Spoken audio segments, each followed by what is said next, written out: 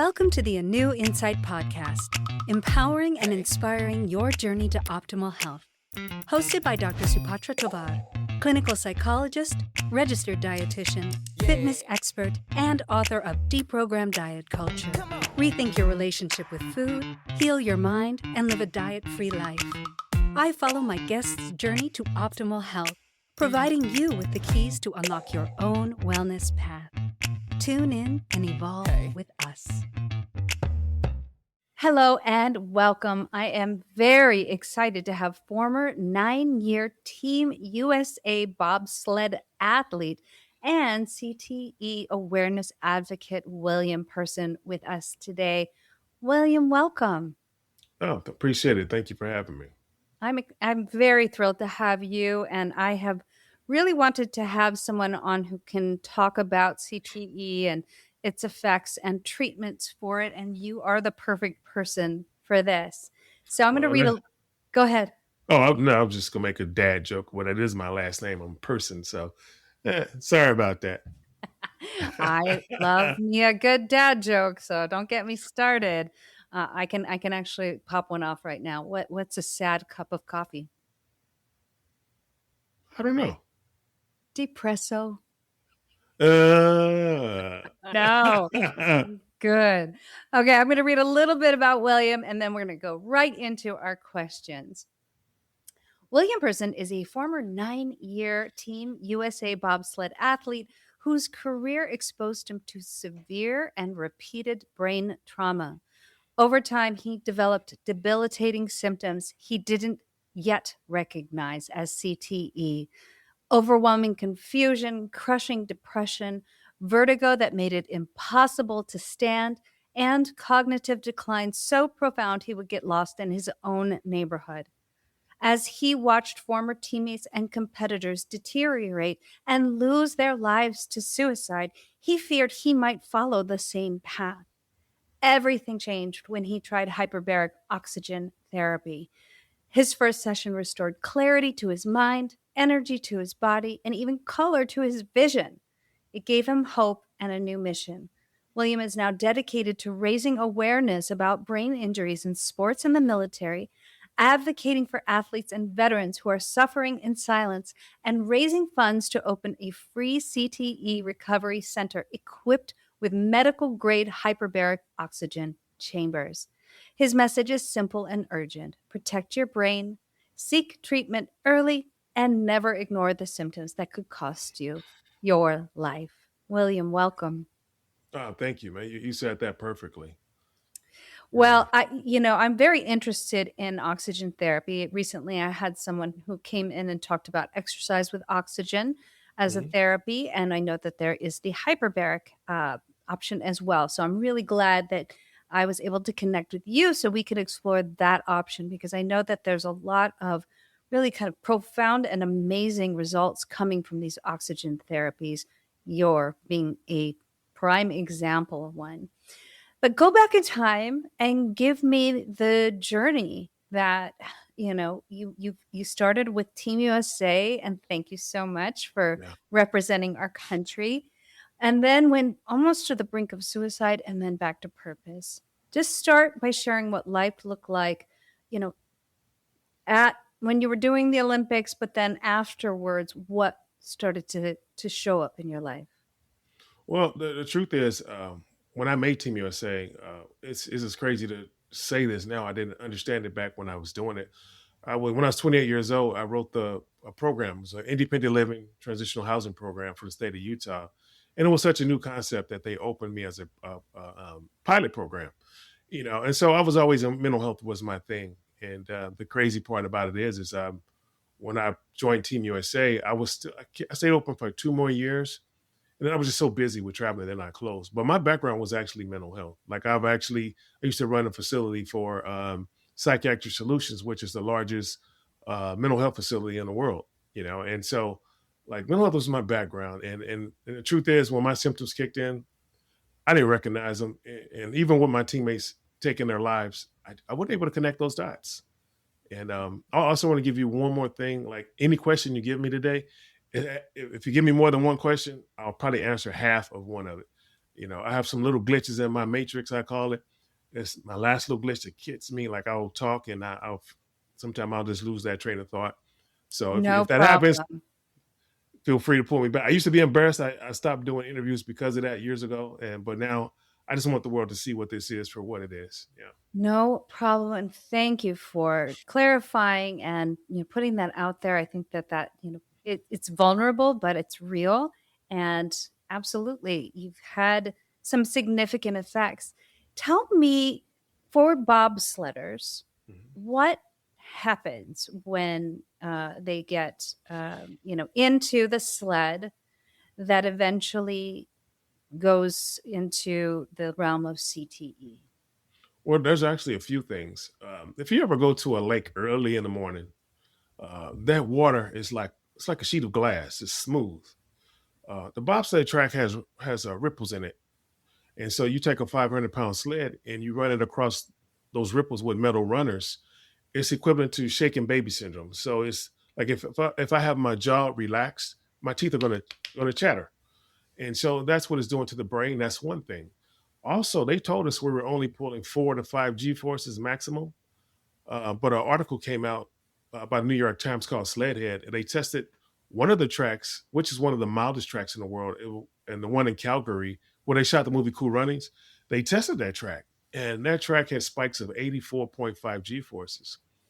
And that makes total sense now because when I was competing, we once took fighter pilots on a bobsled ride, and they're the only ones on this planet who pull the same G forces at us. But they're wearing pressure suits and things that the military trained them to do to reduce it, and they're only pulling 6 Gs. Suppose we only pulling 5, but that article says they tested that track and it found spikes of 84.5, and so that's Wow. why, yeah, that's why everybody's sick and Parkinson's, depression, seizures, strokes, CTE, and yeah.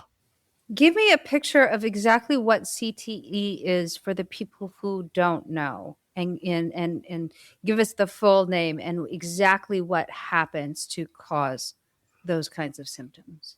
Like, I'll see if I can say it today. Some days I can't say certain words, but it's traumatic. Um, wait a minute. Chronic, is it chronic traumatic encephalopathy? Yes, So, good. so yeah, when I started this journey, like I couldn't put together full sentences. I was like, if you look at my old pictures, I was bald and balding. My hair was, I don't know. This it's been a journey. It's been a long, long journey. If you can't see me, my hair is now past my chest and down my back now, and that's how long this has been going on. But Mm. the best way to say what CTE is, I'm gonna give it to you in the bluntness is I'm gonna give it to you because if you see these NFL players who've been killing themselves, CTE, we know what that is. If you look at the mass shooting rate in America, the mass shooters, 31% are veterans coming back, turning the guns on us and other veterans, right? And the rest of them are either there's people who've been what do they call it, radicalized, or people with head concussion issues. They're in those two categories. It's not many on the other side. It's those three categories, and so a lot of our veterans were coming back. They give them that blanket PTSD statement, right? It's an Mhm. umbrella. Now they're starting to do studies where they're checking their brains when they die, and they found out they also have CTE. And so if you look at the veteran suicide rate, it's around 6,400 per year.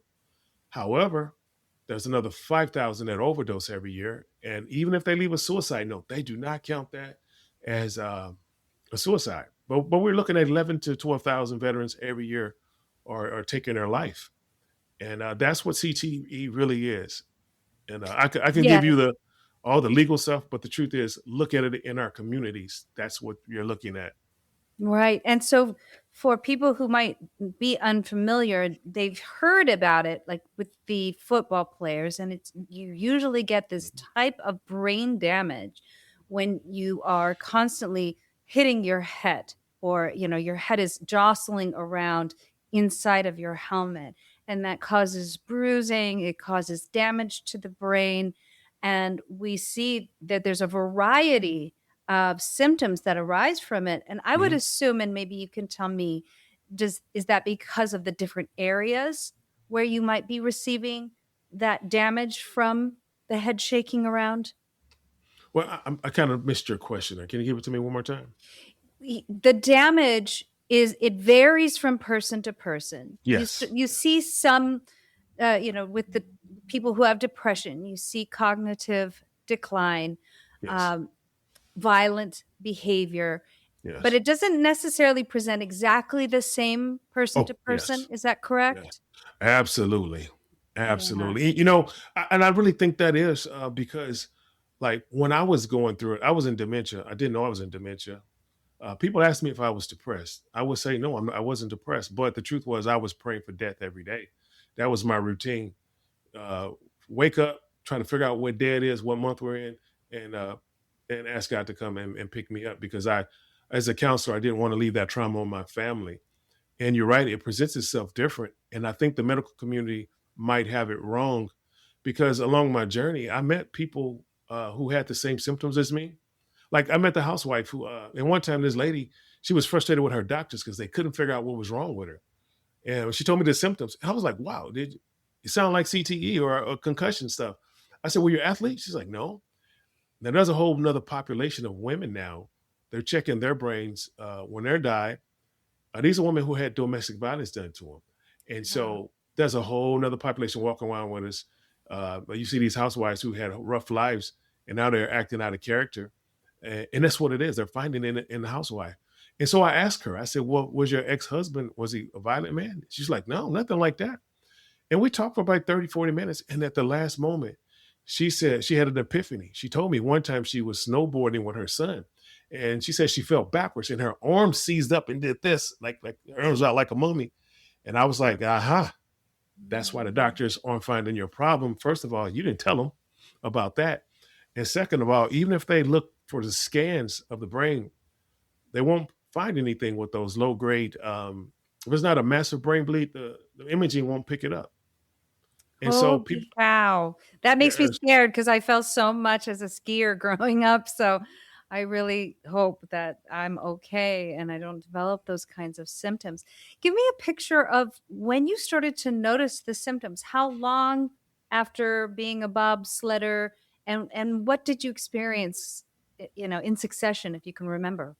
well, I remember when we raced World Cup, we're traveling around the world, and so my one of my first red flags was I would wake up and I didn't know where I was at, and I rationalized it. I was like, you know what, I don't know where I'm at because I have a great life. I travel so much, and I just don't know where I'm at because I travel. That's it.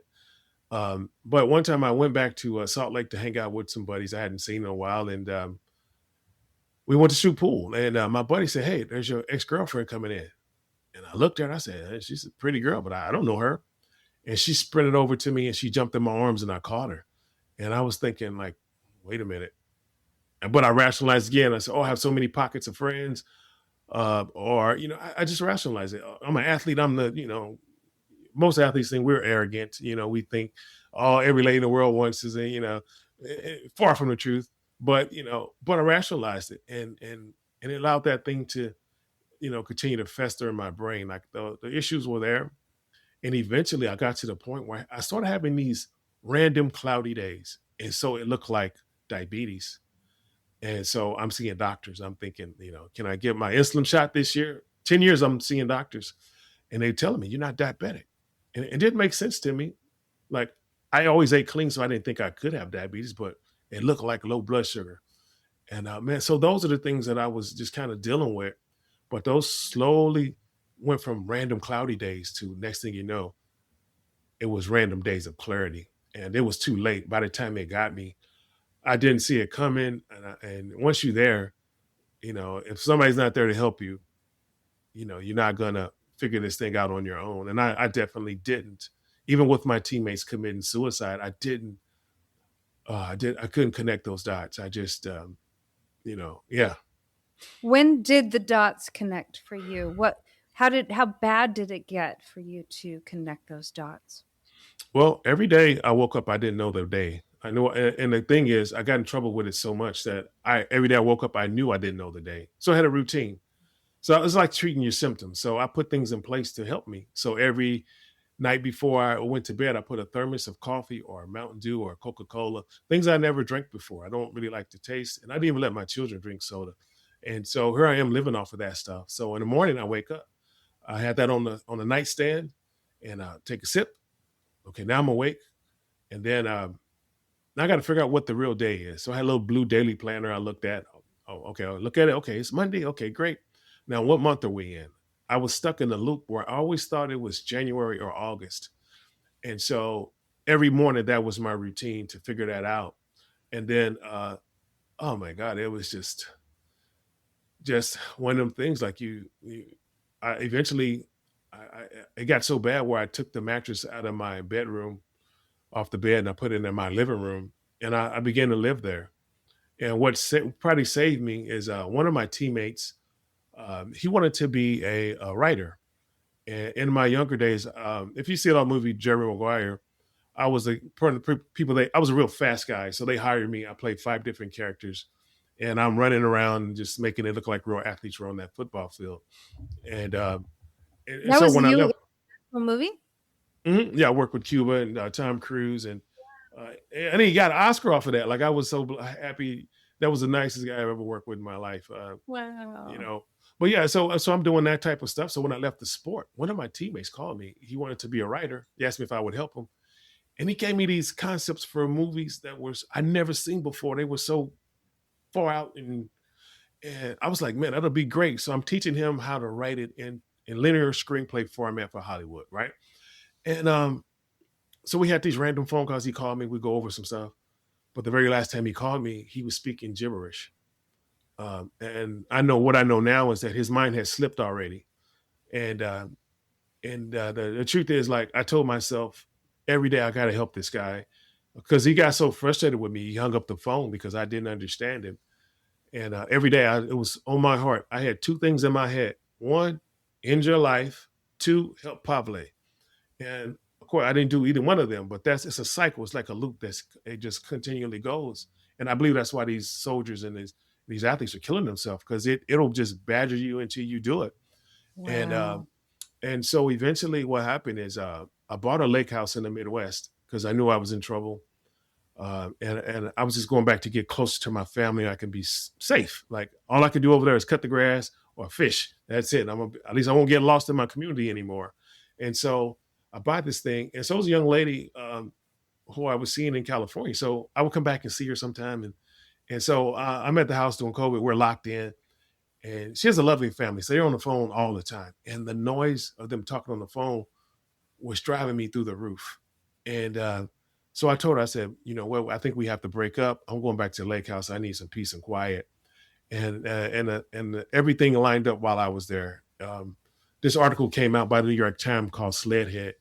It actually talked about the things my teammates were doing before they took their life and some of the other ailments.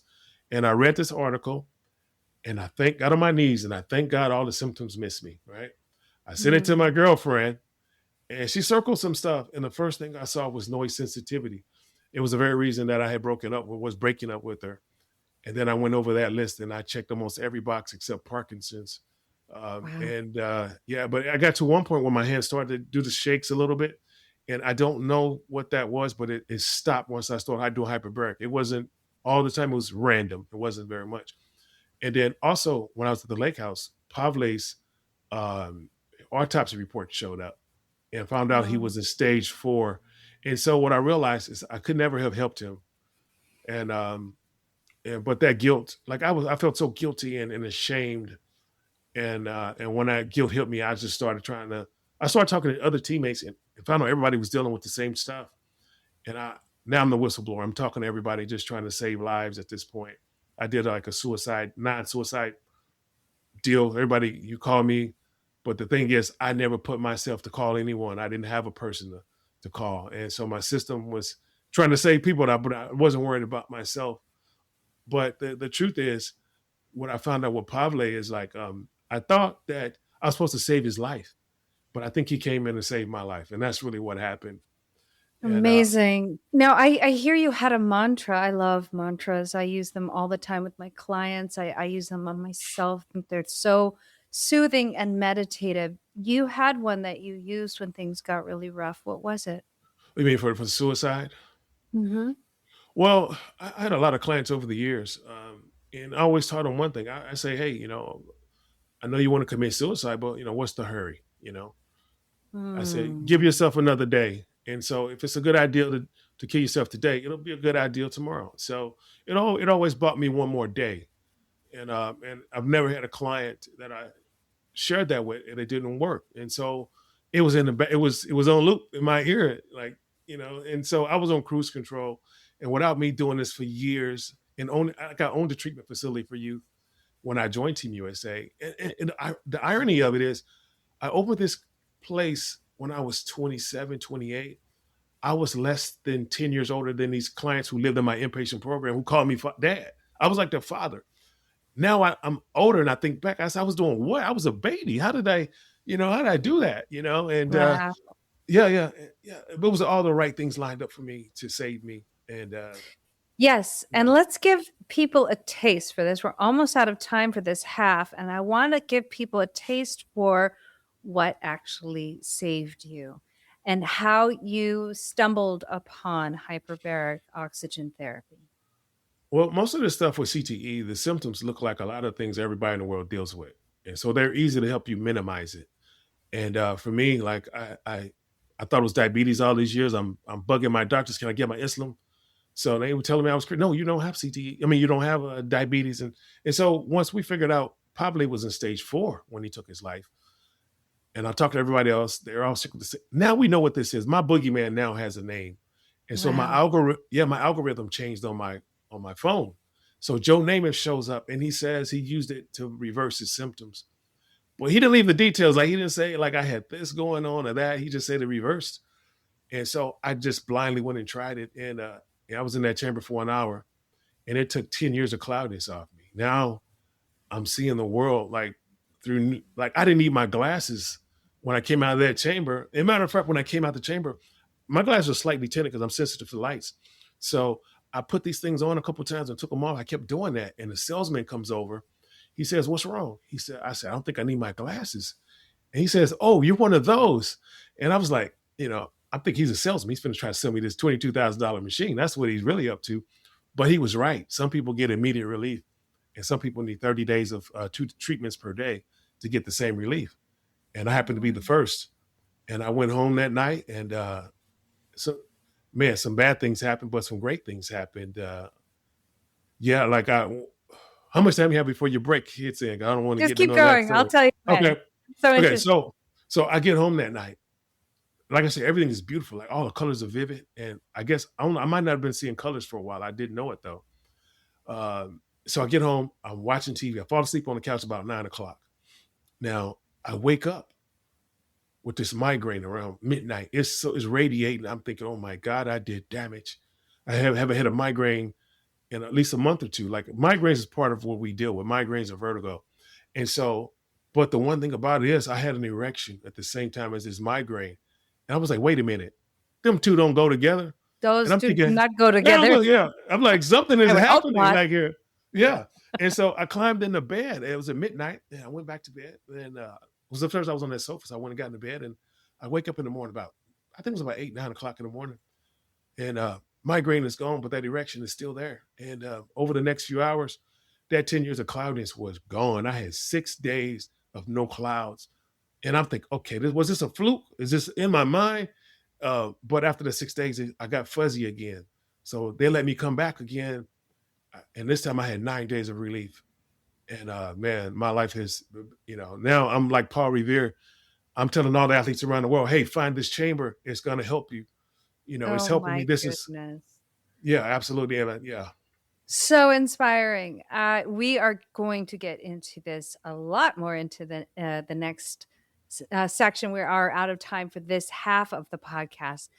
But William, I'm so impressed with how this has changed your life, and this is really bringing hope to a lot of people where they thought that there is no hope. This is Yeah. news for me. I thought once you got a CTE diagnosis, it was just deterioration from there, and not the best end. And I think you're on a mission, and we're going to get the word out for people, anyone who's experienced a sport where they've gotten head injury, or, anyone who's been hit in the head from domestic violence. Like, there's some hope out there for everybody. And that's so Yeah, exciting to me. So will you come back for the second half? absolutely. Yay. Absolutely. All right, everybody, stay tuned. Come back for the second half of this amazing interview with former 9-year Team USA bobsled athlete and CTE awareness advocate, William Person. Thanks for tuning into the A New Insight podcast. Please remember, the contents shared on this podcast is for entertainment purposes only and does not constitute medical advice. You can find us anywhere podcasts are streaming, on YouTube at my.anu.insight and at anu-insight.com under the A New Insight podcast tab. And follow us on our socials at my.anu.insight on Facebook, Instagram, TikTok, and Threads for more updates. Tune in next time and evolve with us.